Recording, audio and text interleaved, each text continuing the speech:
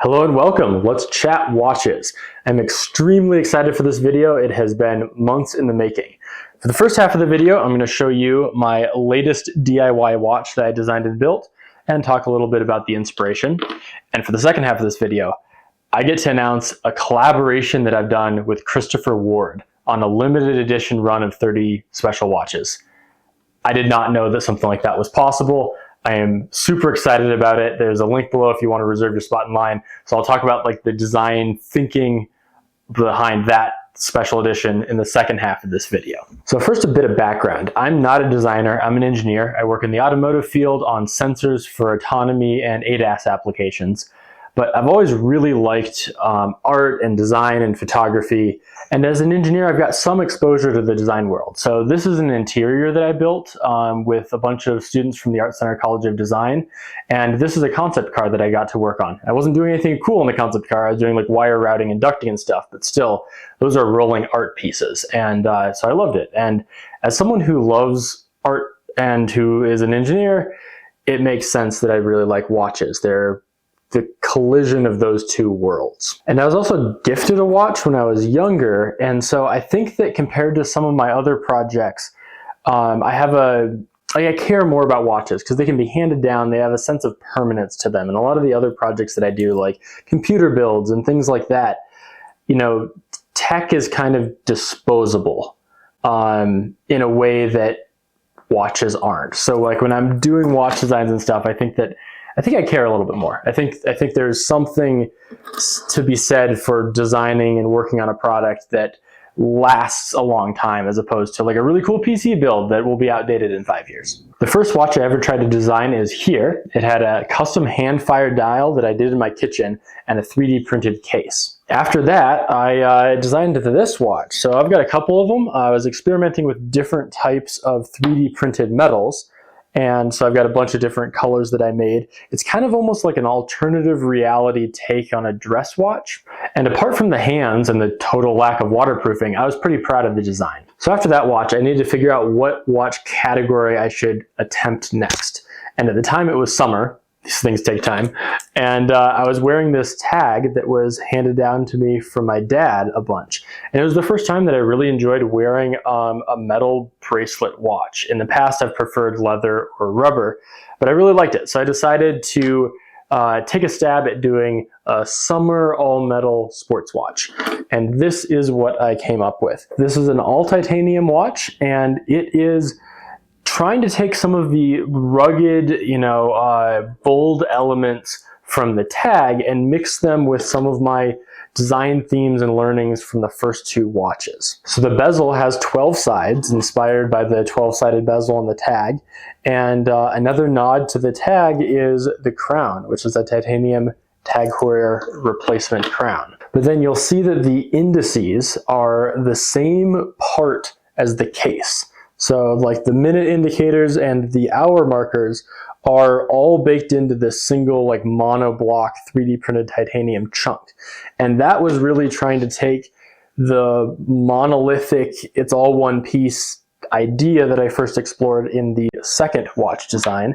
Obviously it still does have a dial, but it's got a little bit more of that monolithic look to it. And then borrowing from my first watch, it does have an enamel dial. Now, I bought this enamel dial. I did not have a lot of success trying to hand fire enamel dials. And so until I buy a mini desktop kiln and can do it properly, I'm gonna have to buy the dials. But it's a nice aqua blue, and when combined with the detailing on the bezel, it almost gives it an Atlantis vibe. Let me know what you think of this color combined with the detailing on the bezel. It definitely makes this watch a little bit more gender neutral instead of just a true men's watch. But I like it. It's got a cool vibe. To go with the 12-sided faceted bezel, I chose a very faceted bracelet. So this is from the Oris Pro Pilot X. And while the execution could use some work, I think that I actually did a very good job in the design, lining the case facets up to the angle of the facets on this bracelet. And the final design detail on this watch that I wanted to note was that it has a very domed crystal, which is not necessarily correct for this type of watch. You typically want a flat crystal on a sports watch. It's more rugged, it's not going to get bashed. but I wanted the dome to break up the facets of the rest of the case, and I really liked the dome design on the past design that I did, so I wanted to use another dome crystal. I just think they kind of look cool. So that is it. That is an overview of this watch. Now, I've got a couple people who have reached out wanting to buy a watch from me. You don't want to buy this watch. You don't want to buy this watch. My build quality is crap.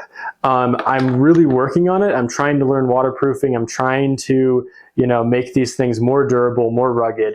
But if I can't get them good, it's not worth it, because that defeats the whole purpose of a watch being more permanent and lasting a long time and something you can hand down. Like, that's the thing I like about watches. And if I'm not able to achieve that, I don't want to sell a watch. So that is where Christopher Ward comes in. I wanted to do something that had like a touch of my design, but was actually quality. So I reached out to them, seeing if they were interested in doing a collaboration, like a special one-off custom edition. And to my utter surprise, they were willing to work with me, which is awesome, because Christopher Ward, they excel at the manufacturing side of things. They were able to take a chiming watch and take it down to like 1/10 the price that they used to be.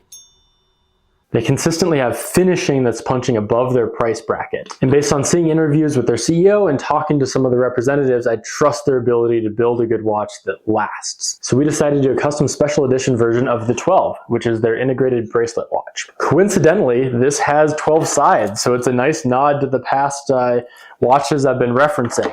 Although the real reason that I went with it is I feel like it's within their lineup, the watch that punches the most above its weight. I think their execution of the finishing on that for the price, it's kind of the best value in their lineup, but the 12 sides thing was a nice coincidence. So looking at this watch and some of the colors that they have available, what would you change? The case was set, because they're not going to do a custom one-off case for a limited run of 30, but the dial and some of the other details were quite flexible. And for me, that was a good thing, because in my opinion, the case design of this watch is its strongest point. So the first change that we made was to pair the Fume dial with the steel case. And up until now, Christopher Ward has not offered that pairing, but a Fume dial really makes the dial pop, right? Like, it increases the contrast between the border of the dial and the case material. But that effect is diminished if you use a darker case material like titanium. So I think it pairs better with the steel case, which really, highlights and increases the pop of the Fume effect. I also wanted a Fume dial because the 12 we're working with here is the 40mm one. And in my opinion, the perfect diameter for a watch is 39mm exactly. That's particular, I know, but that's what I think is optimal. So the Fume dial visually shrinks the watch versus a plain, totally flat dial. And that visually, it just makes the watch just a tad bit smaller, which gets it closer to my ideal. The next decision was to remove the textured dial and go with a flat dial. I didn't know if they'd be able to do this, but they're able to do this. And in my opinion, it takes the watch just a half step away from some of the initial sources of inspiration, like the Gerald Genta design inspiration that this watch initially had. It takes a little half step away from the Antarctique, which it looks quite similar to right now. And it also keeps the watch from being too flashy. The case in steel is a very faceted, very reflective, very shimmery case. And when paired with the textured dial that Christopher Ward normally uses, there's a lot of facets and reflections and stuff going on. And that's a personal preference. Some people love that. In my opinion, it's a little bit too shouty in its default form, and going to the flat dial will make it a little bit more balanced and make it a little bit more elegant than the default dial. Now, a flat dial that's become very minimalist, like we're removing the minute marker, for example, would normally be pretty boring. So we're going to do a sunburst effect. And a sunburst effect with a Fume works really well, in my opinion. I'm really excited about it. And I think the Fume works better with a sunburst effect than it does with the initial kind of grid texture on the initial 12 dial. Because the angles of the rigid grid that the dial normally has don't line up evenly with the circular Fume gradient. But a radial pattern that a sunburst has lines up perfectly with the fume. So I think it's a really good pairing, and I think it's going to be elegant, but not quite as flashy as the initial dials that the 12 used. To further lean into this more minimal take on the 12, there's not going to be a date. This is going to be controversial. I know some people love the dates, but the fume kind of draws your eye to the center, you know? And if you have a date cut out, it just feels like a hole punched in a lake. Like it doesn't, it distracts from like the effect that I'm going for. So there's no date on this. Some people aren't going to like that, but this is a special one-off. So if people don't like that, they'll be able to buy the normal 12. And then finally, the color. There's no big special reason for this. I'm not like Grand Seiko trying to mimic the exact hue of some lake. I just photoshopped a bunch of different ones. I was dragging the sliders around, and I landed on this dark, deep blue color that I think works really well with the lighter steel case. So no greater meaning there. I just thought it looked really cool. So those are the changes I made to this special edition. And on the back, it has engraved Carter Hurd, 1 of 30. I didn't want to put any logos on the front of the watch, so that's kind of subtly on the back. I wasn't going to put my name on the front of a watch or anything like that.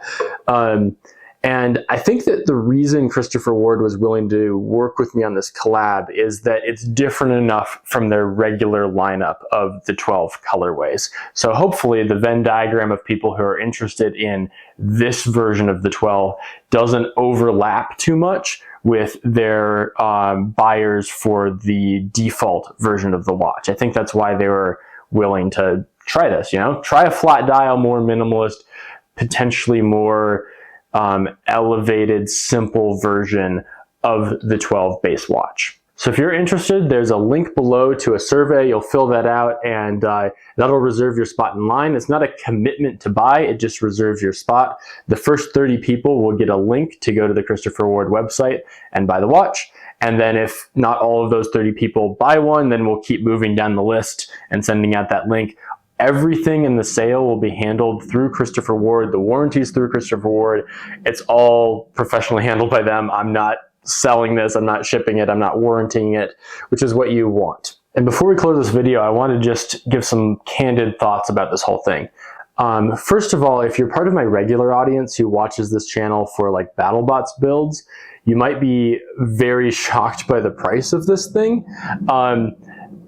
Don't be. Like, if you're younger and you're watching this channel, you can get into the watch world, get like a cheap Casio. It'll be fantastic. It'll last a long time. It'll be cool. Like, this is, a Swiss-made mechanical watch. It is, no one needs, a Swiss-made mechanical watch that has like awesome finishing like this. This is definitely a luxury. And if you're younger and you want to get into watches, you don't have to start here. You don't even no one has to go here, right? Like, you can go get a Casio and you'll enjoy it a lot. So I want to be clear about that, because this is definitely expensive, and I recognize that. It's on the lower end of the price bracket for a Swiss-made mechanical watch. But that is definitely a whole nother world, and I recognize that, and I wanted to mention that. And then the other thing that I wanted to mention is just how cool of an experience this is, because I design things that usually just get filmed for a YouTube video, or a lot of things don't even make it into YouTube videos because, the project gets a certain way through and it's at the sketch phase or the rough prototype phase, but I never follow through and actually build it. And so I do a lot of stuff that never gets out into the real world. It's very prototypey and stuff. And this is, apart from working on cars and my full-time job, this is the first time that I've been able to work on something that's actually going to get into people's hands and get into the real world. And that's just been very cool. You always have a vision in your head of what you want something to be like when you're doing early design and you're doing prototyping. And there's always a big gap between that vision and then what you're actually able to make with your hands. That applies to photography and drawing and building things. There's always that gap there. And so being able to work with a brand that helps close that gap is a first for me. And it has been, it's been super exciting. Just candidly super exciting. So anyway, thank you very much for watching. Send this video to a watch person in your life and have a good day.